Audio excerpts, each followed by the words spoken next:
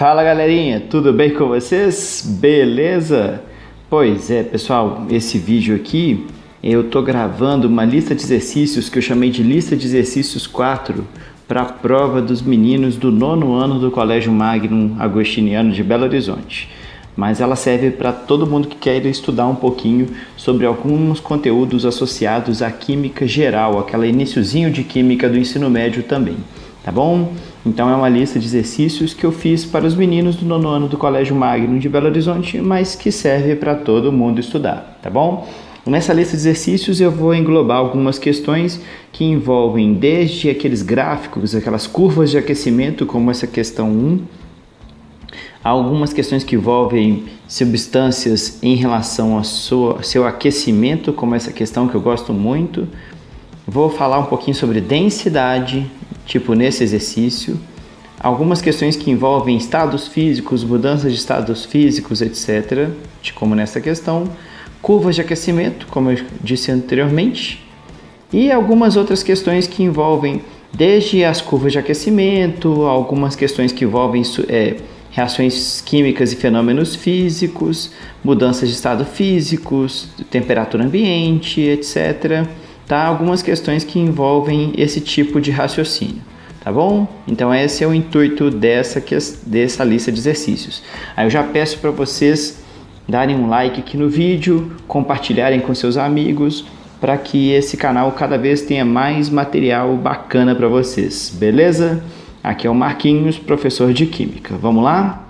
Então, beleza. Olha só. Essa aqui é a questão 1 que eu peguei do Cefet, aqui de Belo Horizonte, tá?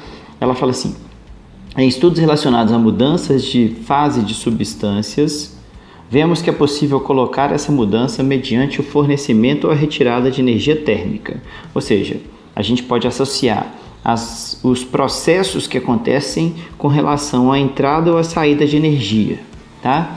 Ou seja, dessa forma as curvas de aquecimento ou de resfriamento mostram a variação de temperatura com o tempo à medida que o objeto vai perdendo ou ganhando energia, beleza?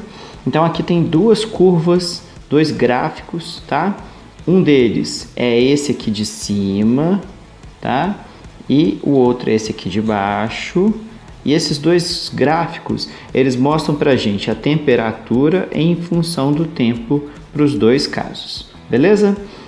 A diferença básica entre os dois, na verdade tem duas diferenças básicas, tá? Um é que esse aqui de cima é uma curva de aquecimento, o de cima, e o de baixo é uma curva de resfriamento. É o primeiro dado importante aqui. Isso porque no de cima a temperatura vai aumentando com o passar do tempo e no de baixo a temperatura vai diminuindo com o passar do tempo. Tranquilo? Então a gente tem um gráfico, uma curva de aquecimento, que é o de cima, e uma curva de resfriamento, que é o de baixo. Beleza? Além disso, a gente tem um outro detalhe importante, que é o seguinte: na curva de baixo, neste segundo gráfico de baixo aqui que eu estou destacando, os patamares de mudanças de estado físico são constantes, tá vendo? Eu estou até tentando destacar um pouquinho mais aqui, ó. Esses patamares de mudanças de estado físico são constantes, ou seja, a temperatura durante a mudança de estado físico é constante. E no gráfico de cima, que é a curva de aquecimento que está aqui em cima, o patamar dessa mudança de estado físico aqui é constante, olha só, 100 graus Celsius, beleza? E o patamar e a mudança de estado físico que acontece, que eu estou destacando aqui agora, olha só, nesse caso ela não é constante. Ou seja, primeiro detalhe, essa curva de aquecimento de cima é de uma mistura, e o de baixo, como os patamares são constantes, é de uma substância pura. Beleza? Então, é o primeiro detalhe. O segundo detalhe, eu vou até apagar aqui para ficar mais claro da gente visualizar. O segundo detalhe é o seguinte, né? Que a gente pode associar e, com isso, concluir basicamente resolver a questão com isso, tá? É o seguinte: para essa curva de aquecimento da mistura, que está aqui em cima, a gente tem um ponto de ebulição que é 100 graus Celsius. A ebulição é esse trecho aqui, ó, que eu acabei de destacar. Logo, e a fusão para essa curva de aquecimento é esse trecho aqui que tem a temperatura variável, beleza? Ou seja, é uma mistura na qual a ebulição tem a temperatura constante, mas a fusão, a temperatura varia. Tá? Essa mistura, esse tipo de mistura é chamado de mistura azeotrópica. Azeotrópica, tá? Beleza? E o de baixo é de uma substância pura. E aí é o seguinte, aqui a gente já viu que na mistura, o ponto de ebulição da mistura é 100 graus Celsius, né? Estou destacando aqui, ó, 100 graus Celsius, o ponto de ebulição da mistura. E o ponto de, no caso aqui agora, para a substância pura aqui embaixo, essa curva aqui de baixo, a gente tem um resfriamento, ou seja, aqui eu tenho a condensação, ou seja, o ponto de ebulição é aqui 50 graus Celsius aproximadamente, e aqui seria a solidificação, ou seja, o ponto de fusão ou de solidificação é aproximadamente aqui, ó, nos 10 graus Celsius. Tranquilo? E aí, para responder a questão, fica fácil agora, olha. Fala assim, um dos gráficos corresponde ao perfil de uma substância pura, o outro ao perfil de uma mistura. O período de tempo em que a substância pura permanece totalmente líquida. Vamos ver? Substância pura totalmente líquida. Vamos lá. O líquido é o seguinte, ó, aqui é o gasoso, aqui ele está passando de gás para líquido, aqui ele está totalmente líquido, aqui ele está passando de líquido para sólido e aqui ele está sólido. Então, o tempo em que ele fica totalmente líquido vai ser este intervalo aqui, ó, que vai desse ponto até esse ponto, que é aproximadamente de 5 segundos, tá bom? Então, a primeira parte da resolução, o tempo em que a substância pura fica totalmente líquida, 5 segundos. E a temperatura de ebulição da mistura, vamos ver a temperatura de ebulição da mistura, eu já tinha marcado aqui, ó, 100 graus Celsius. E a temperatura de ebulição da mistura, 100 graus Celsius, letra C. Beleza? Vamos para a próxima.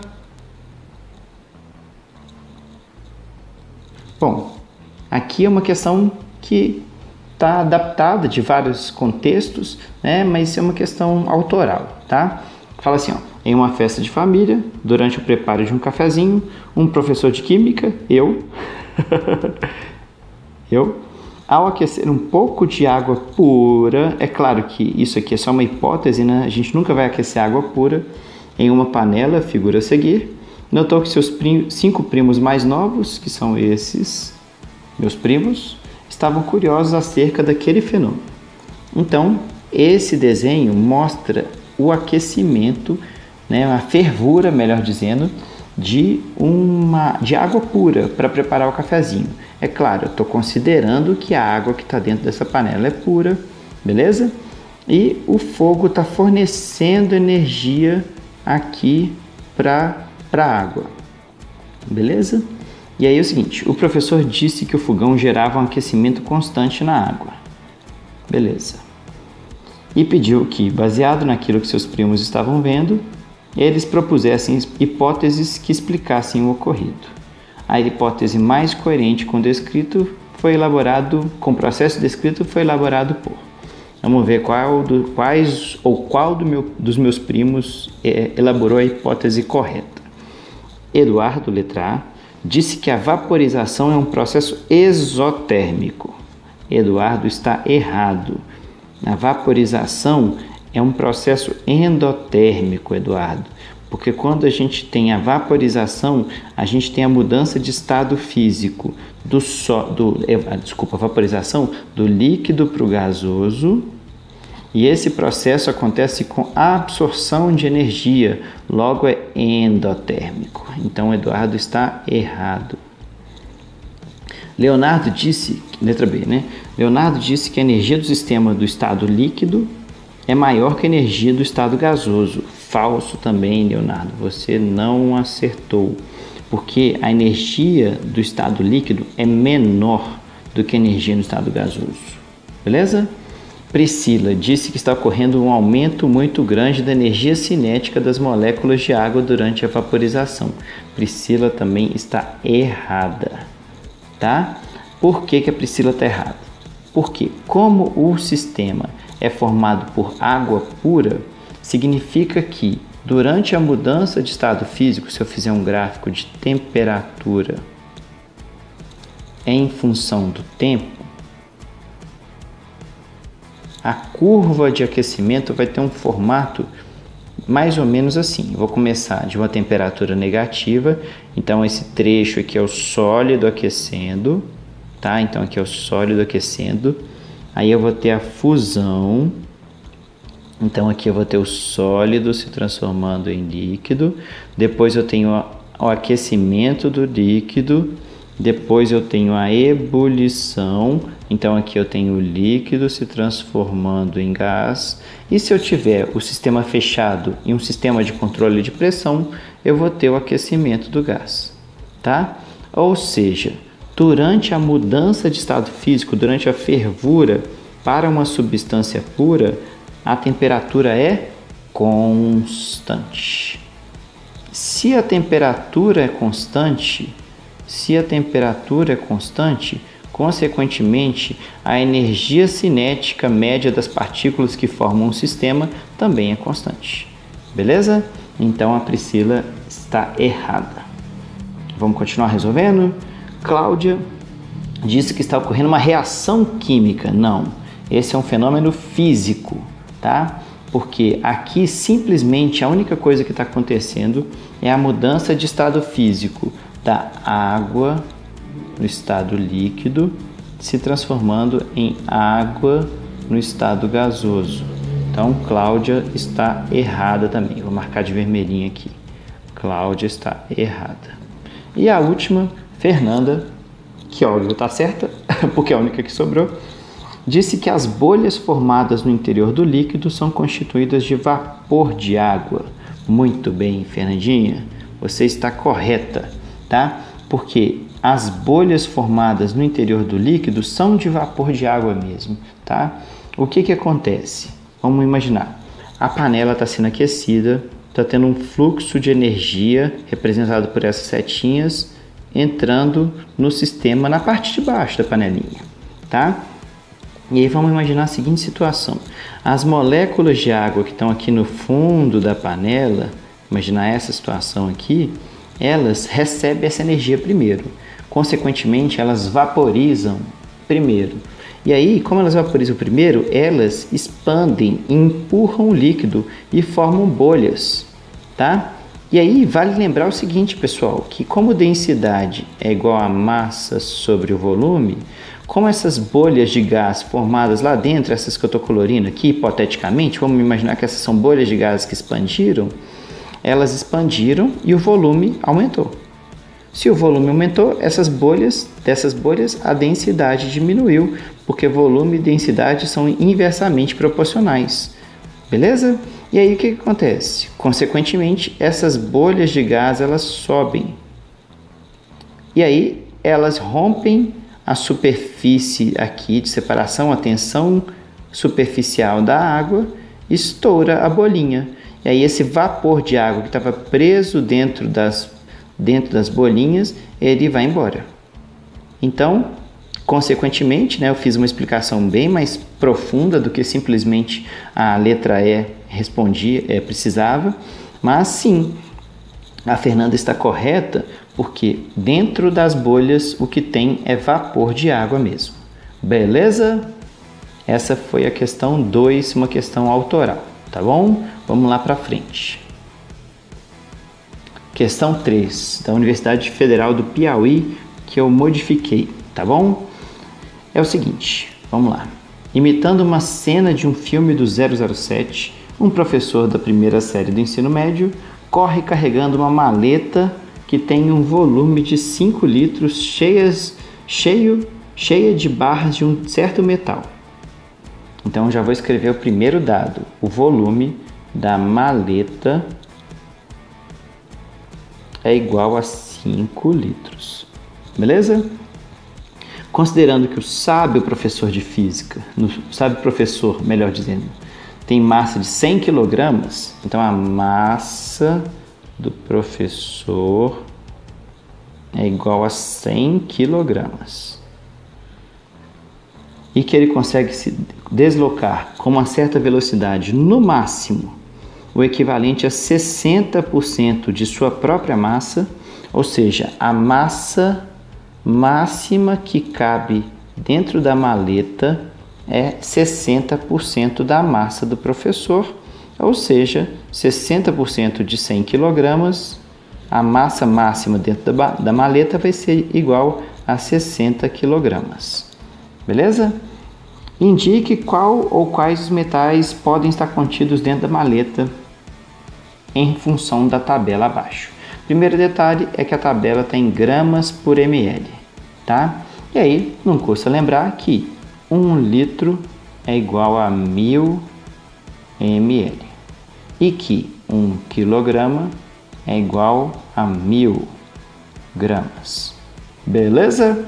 Logo, 5 litros, na verdade, são 5.000 ml e 60 quilogramas são 60.000 gramas. Beleza? E aí, para a gente resolver o resto da questão, eu tenho várias formas de resolver essa questão. Eu vou resolvê-la da seguinte forma, da seguinte maneira. Eu vou pensar assim: bom, a densidade máxima do metal que pode estar dentro da maleta vai ser a massa máxima do metal que pode estar dentro da maleta que eu tenho sobre o volume da maleta. Beleza? Logo vai dar 60.000 gramas sobre 5.000 ml. E aí, para resolver essa questão, eu vou simplificar, tirar os zeros, cortar 60 por 5 vai dar 12. E na hora que eu faço essa continha aqui, vai dar a densidade máxima igual a 12 gramas por ml. Beleza? Lembrando, pessoal, que esse valor que eu calculei aqui é a densidade máxima. Se essa é a densidade máxima, consequentemente, analisando os dados da tabela, quais seriam os metais que poderiam estar dentro da maleta? O alumínio, porque tem uma densidade menor do que aquela, do que 12, o zinco, a prata, o chumbo, mas o ouro não, porque a densidade do ouro é maior. Beleza? Então, de acordo com os dados dessa questão, todos os metais poderiam estar dentro da maleta, exceto o ouro. Tranquilo? Porque a densidade máxima é 12 gramas por ml. Beleza? Vamos para a próxima. Questão 4. Olha só. Questão 4 é uma questão até simples, é uma questão da FUVEST, um pouco mais antiga, mas é uma questão muito interessante, porque fala assim: ácido acético e bromo, na pressão atmosférica do nível do mar, estão em recipientes imersos em banhos, como mostrado na figura adiante. Nessas condições, qual é o estado físico preponderante de cada uma dessas substâncias? Então, quero saber o estado físico. Para isso, ele fala o seguinte: o ácido acético, que é esse aqui, ele tem as seguintes circunstâncias de acordo com essa primeira parte dos dados aqui. Ele tem um ponto de fusão igual a 17 graus Celsius, então eu vou até anotar, ponto de fusão igual a 17 graus Celsius, e o ponto de ebulição de 118 graus Celsius. Ponto de ebulição é igual a 118 graus Celsius, ok? Consequentemente, como ele está imerso em óleo a 150 graus Celsius, o estado físico dele vai ser qual em função disso? Essa é a pergunta.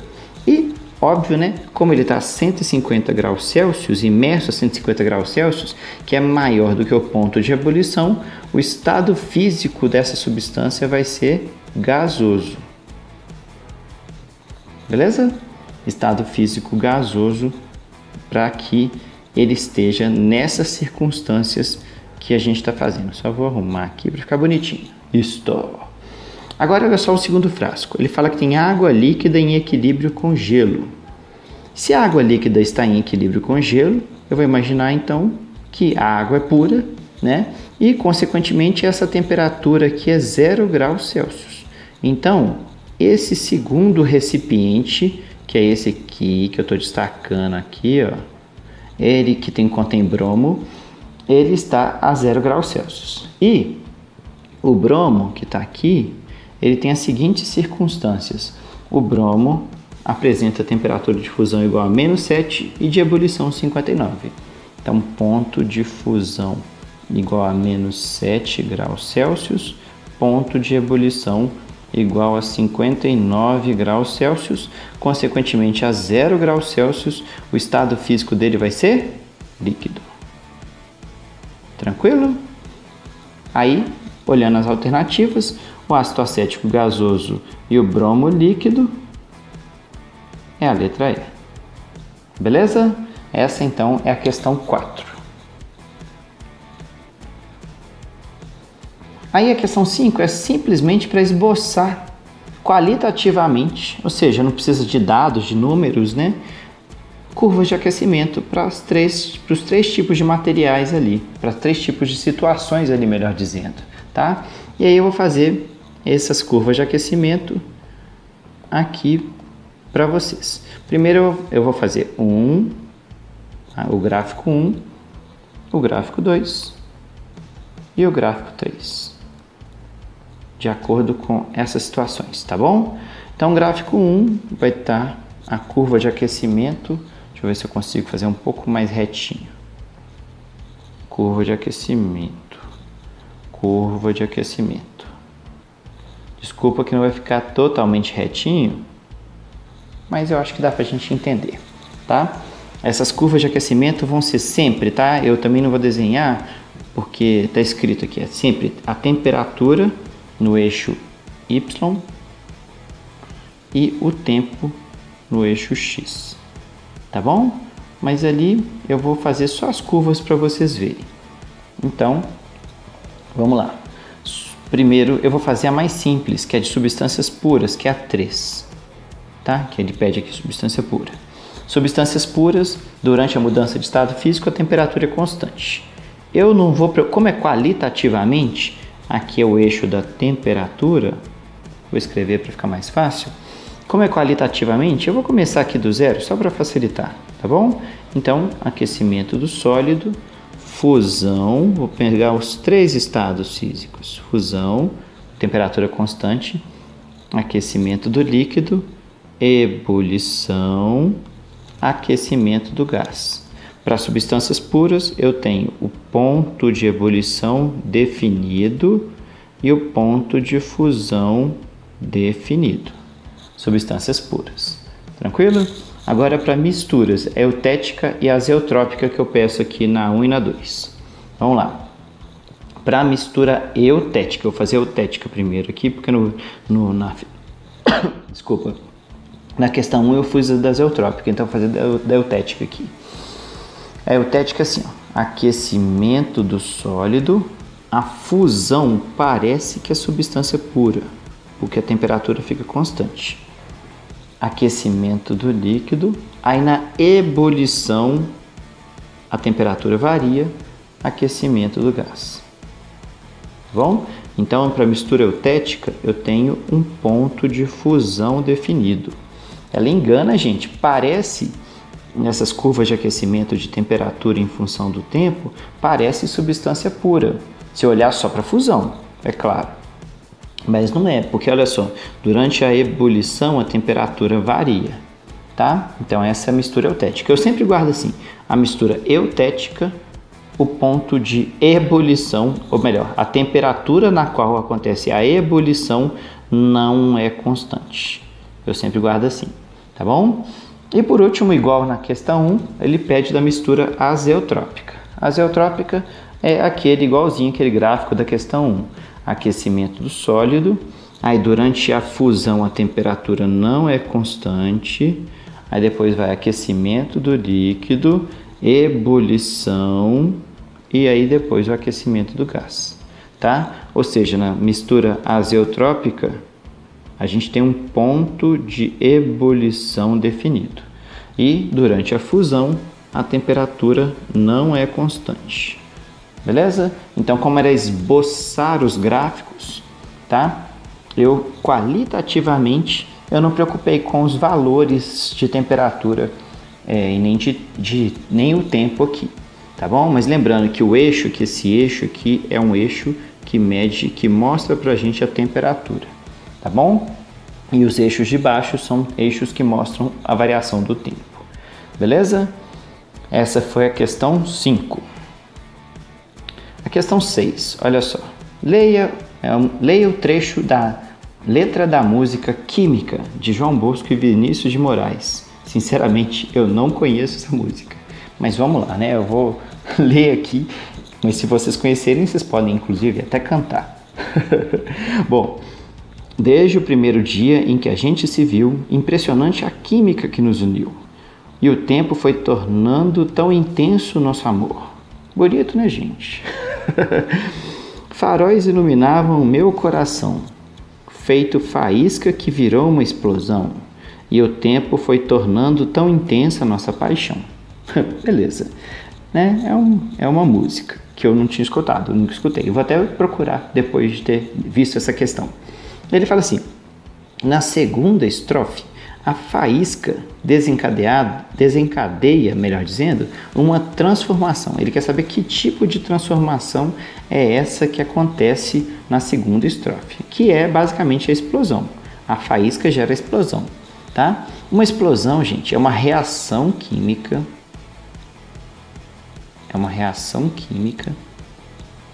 E uma explosão é uma reação química muito exotérmica. Ou seja, é uma reação química que libera muita energia. O ΔH é negativo, né? Ela é muito exotérmica e libera muita energia. Liberação. Ela acontece com liberação de energia. E geralmente com expansão de gás, com extrema velocidade, etc. Tá? Mas nesse caso, só com isso a gente resolve a questão, que vai ser letra A. É uma transformação química, exotérmica que acontece com liberação de energia. Muito fácil, né? Tranquilo, né? Vamos lá. Questão 7. A questão 7 é uma questão adaptada, tá? Faltou o adaptado aqui. Ela está adaptada, basicamente é verdadeiro ou falso em relação ao ciclo da água. Tá bom? Verdadeiro ou falso? Só para a gente guardar alguns conceitos. E aí eu pergunto, nessa questão 7, adaptada da UPF ali, é o seguinte: para que o processo para que o processo de evaporação ocorra, é necessário que haja absorção de energia. Até aí tudo bem. Mas olha o resto. Ou seja, trata-se de um fenômeno endotérmico. Porque a absorção de energia é endotérmico. Beleza? Eu vou até mudar a corzinha aqui para vermelhinho, para falar que esse aqui está falso. Tranquilo? A segunda. A formação das nuvens é explicada pelo processo de condensação, o qual é exotérmico, ocorrendo com liberação de energia. Na verdade, se eu tirar essa primeira parte, formação das nuvens, a frase está correta. A condensação realmente é exotérmico e perde energia. Seria correto. Mas não é a formação das nuvens que acontece pela condensação. A formação das nuvens acontece pela evaporação da água e não pela condensação. Então, falso. Beleza? A liquefação, terceira frase, que é a condensação, é uma forma de falar da condensação, é a passagem do estado gasoso para o líquido, certo? Só que não é um processo endotérmico, é um processo exotérmico, falso. E a última, o congelamento da água de um lago é um processo de solidificação, ok, que é exotérmico, super ok. Então, a 7 é verdadeira. Tranquilo, pessoal? Tranquilo? Então, essa foi a questão 7. Já a questão 8 dessa lista de exercícios fala que tem um experimento em que é muito reproduzido na internet e fala que é possível mostrar uma lata contendo refrigerante normal em um balde com água e é possível mostrar que uma lata contendo refrigerante normal afunda em um balde com água, ao passo de que uma lata de refrigerante dietético flutua. O que acontece? A diferença entre os dois é a densidade. Então, o refrigerante dietético, vou escrever assim, ele tem uma densidade menor que a densidade da água, porque ele flutua, que é menor que a densidade do refrigerante normal. Então, a propriedade que modifica os dois é a densidade, tá? E a diferença entre o refrigerante diet e o normal, entre outras coisas, é por causa do açúcar que o refrigerante normal tem dissolvido. É claro que essa não é a única diferença, mas é a diferença pelo qual a parte mais significativa da diferença de densidade acontece, tá bom? Então a resposta aqui é a letra A, porque quanto maior a propriedade física que modifica a densidade, tá bom? E é por causa da maior quantidade de açúcar, beleza? Lembrando, né, pessoal, principalmente a gente não pode esquecer disso, que densidade é igual a massa sobre o volume, beleza? Guarda isso aí, tá? Então essa foi a questão 8. Questão 9. Uma revista traz a seguinte informação científica: o gás carbônico, CO2, no estado sólido, é também conhecido como gelo seco, então gás carbônico sólido. Ao ser colocado na temperatura ambiente, que a gente pode considerar como 25 graus Celsius, sofre um fenômeno chamado de sublimação, ou seja, passa diretamente do estado sólido para o estado gasoso, ou seja, CO2 sólido se transforma em CO2 gasoso, beleza? Esse processo é a sublimação, e a sublimação é um fenômeno físico, porque é a mudança de estado físico, simplesmente. O CO2 que estava no estado sólido anteriormente mudou para o estado gasoso, mudou o estado de agregação das partículas, a forma como essas partículas estão organizadas, tá? Mas a partícula, a molécula CO2, ela permaneceu a mesma. Então é um fenômeno físico, beleza? E que, consequentemente, não mudou a substância. Então a resposta é letra C, fenômeno físico, uma vez que não ocorreu transformação de substância. Tranquilo? Questão 10, que é uma questão do Enem. Ele fala assim: o quadro apresenta exemplos de combustíveis empregados em várias situações. E ele quer saber quais são líquidos na temperatura de 25 graus Celsius, tá? Muito fácil, porque se a gente analisar a tabelinha, a gente vai ver o seguinte: 25 graus Celsius para o butano está acima do ponto de ebulição. Então, o butano está no estado gasoso. Vou colocar um Gzinho aqui. O etanol, 25 graus Celsius, está entre o ponto de fusão e o ponto de ebulição. Então, o etanol é líquido. O metano, o 25 graus Celsius, também está acima do ponto de ebulição. Então, o metano é gasoso. Metanol, por sua vez, os 25 graus Celsius estão entre a fusão e a ebulição, líquido. Beleza? E o último, o octano, os 25 graus Celsius estão entre o ponto de fusão e de ebulição, gasoso. Ó, líquido. Estava falando gasoso, quase que eu falei gasoso, mas é líquido, tá? Então, a resposta vai ser a alternativa que contém etanol, metanol e octano. Letra B de bola. Tranquilo? Essa foi a questão 10, uma questão do Enem. Muito fácil, né? Questão 11. A questão 11 fala assim, ó, é uma questão da Unesp que foi modificada. Consideram-se arte rupestre as representações feitas em rochas pelo homem da pré-história, em que se incluem gravuras e pinturas. Acredita-se que essas pinturas em que os materiais mais usados são sangue, saliva, argila e excrementos de morcego, cujo habitat natural são as cavernas, tem cunho ritualístico. Beleza. Aí ele fala assim, todos os materiais utilizados para as pinturas citados no texto são, bom, sangue é uma mistura de um tanto de coisa. Saliva é uma mistura de um tanto de coisa, né? Por exemplo, água, enzimas, etc. Argila é uma mistura. E excremento de morcego também é mistura. Então é uma mistura de um tanto de coisa, tá bom? A gente não tem as informações das composições completas deles, tá? Mas eu sei que são misturas, tá bom? Então, olha só, se eu sei que são misturas, eu já vou excluir a letra A, a letra B e eu vou excluir a letra E, porque ele fala de origem vegetal e não é de origem vegetal, eu ficaria com a C e a D. Só que a D fala que é uma mistura de substâncias simples. Substância simples é que ela é formada apenas por um elemento químico. Por exemplo, uma substância simples é o O2.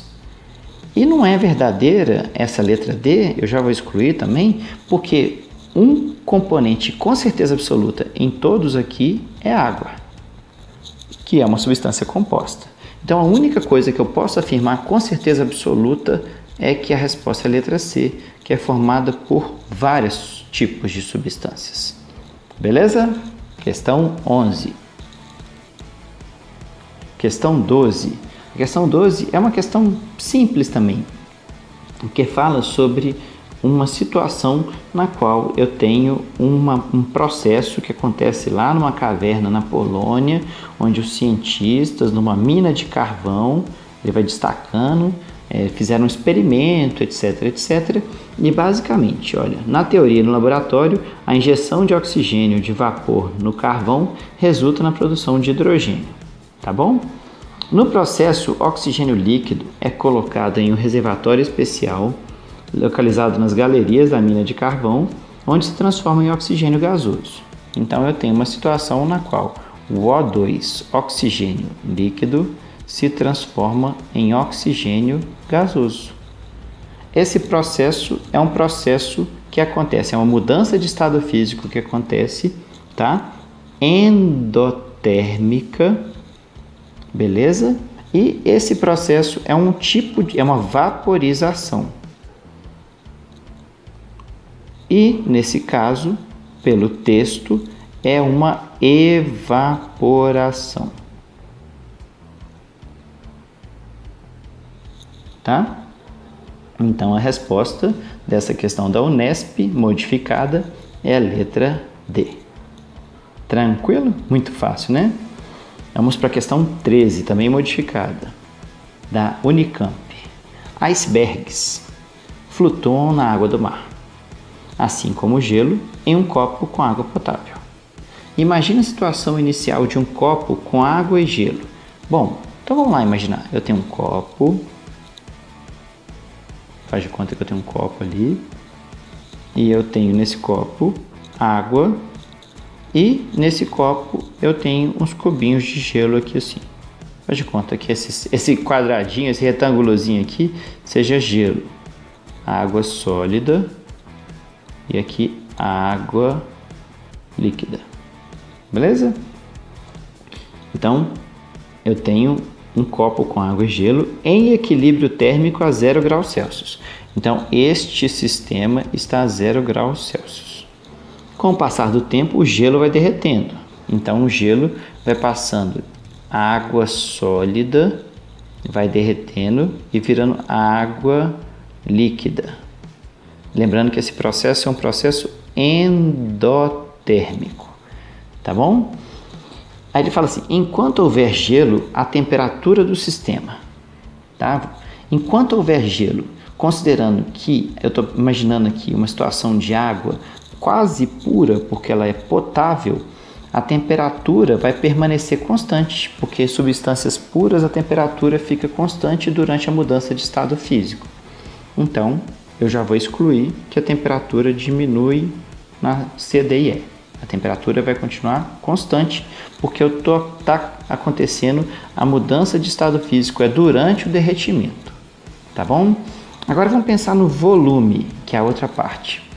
O que acontece, pessoal? Eu vou até apagar aqui para a gente discutir um negócio interessante, que é o caso da água. Eu não sei se vocês lembram, mas quando para a água eu fizer um gráfico assim, ó, de volume em função da temperatura, a gente vai ter o seguinte, aqui é 0 graus Celsius, né? Abaixo de 0 graus Celsius o estado físico vai ser sólido. À medida que eu vou aumentando a temperatura do gelo sólido, o volume vai aumentando. Só que quando chega no 0 graus Celsius, acontece uma inversão, um comportamento anômalo. É um gráfico mais ou menos assim, tá? Com o volume mínimo acontecendo quando tiver numa temperatura de 4 graus Celsius. Ou seja, para a água, quando a gente tem uma situação na qual a 0 graus Celsius passa do sólido para o líquido, o volume diminui. Letra B. Beleza? Essa é a resposta da questão 13. É em função do comportamento anômalo da água. A questão 14 é uma questão adaptada da UERJ de 2013 e mostra dois gráficos de substâncias puras, chamados de substância A e B, dois gráficos de substâncias puras, tá? E eu pergunto na letra A os pontos de fusão e de ebulição das duas substâncias. Olha só, para a substância A, o ponto de fusão vai ser este aqui, ó, menos 116. E o ponto de ebulição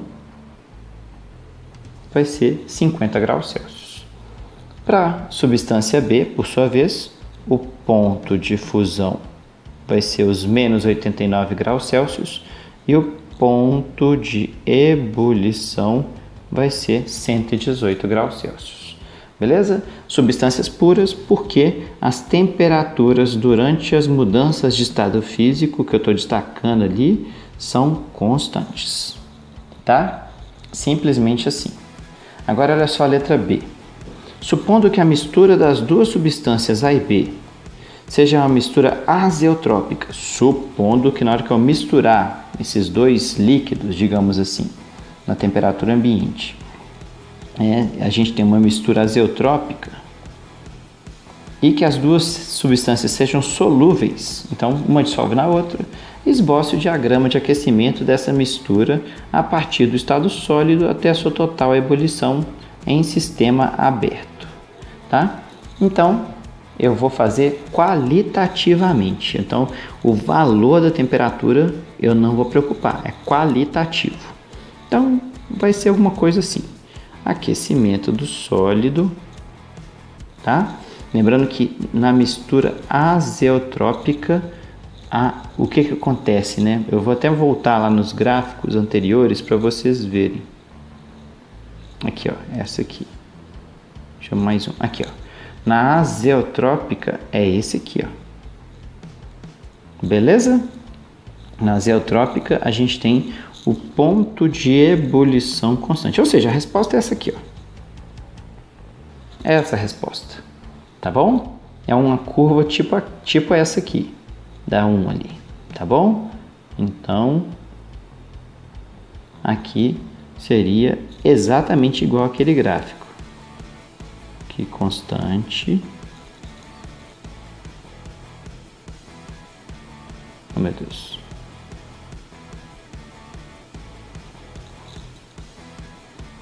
aqui variável, líquido, constante, pronto. Beleza? Exatamente igual aquele gráfico aqui. Tranquilo? Mistura azeotrópica.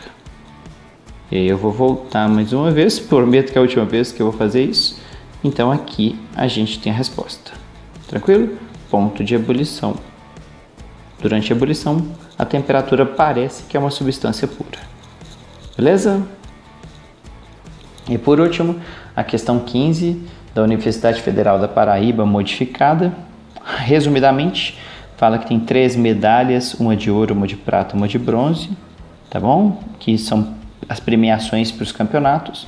Fala que essas medalhas têm a mesma massa e foram colocadas em provetas contendo o mesmo volume de água. Então, é mais ou menos o seguinte, eu peguei uma medalha e coloquei aqui dentro, e aí na hora que eu coloquei a medalha aqui dentro, a proveta aumentou o volume. Esse aumento de volume é em função do volume da medalha, né? Aí ele fala assim, ele pegou e mergulhou as 3 medalhas em provetas diferentes contendo água, e os frascos aumentaram o volume de acordo com o volume das medalhas. Beleza? Lembrando que as 3 medalhas têm a mesma massa de acordo com o texto da questão. Indique como ficaria o volume delas, o volume da água com a adição das medalhas. É isto. E esse gráfico, essa tabela aqui, é que vai nos ajudar a responder a questão. Porque o ouro é o metal mais denso e o bronze é o menos denso. Beleza? Então, vamos lá. Vou lembrar aqui, ó. Então a densidade do ouro é maior que a densidade da prata, que é maior que a densidade do bronze. Como densidade é igual a massa sobre o volume, e ele fala no texto da questão que a massa é igual para as 3 medalhas, então densidade e volume são inversamente proporcionais. Ou seja, o metal de maior densidade vai ser o que tem o menor volume e o metal de menor densidade vai ser o que tem o maior volume. Beleza? Inversamente proporcionais, consequentemente o volume da medalha de ouro, vai ser o menor, porque tem a maior densidade, depois vai ser o volume da medalha de prata e depois vai ser o volume da medalha de bronze. Então, esse primeiro vai ser a medalha de ouro. A medalha de ouro ela tem uma densidade, um volume menor, então vamos supor qualitativamente. Aqui é a água, tá bom? A medalha de prata, por sua vez, ela tem um volume um pouco maior, então ela vai deslocar mais a água. E a medalha de bronze, ela tem um volume maior do que a de prata, vou exagerar bastante aqui. Tranquilo? Como aqui a resposta é qualitativa, então essa é a resposta correta. E a justificativa é em função dos volumes e serem inversamente proporcionais às densidades. Tranquilo, pessoal? Bom, galera, espero que tenha ajudado vocês. Uma excelente prova para os meninos aí do Colégio Magnum, do 9º ano. E um abração para todos. A gente se vê na próxima aula. Um beijão para vocês. Até mais. Valeu!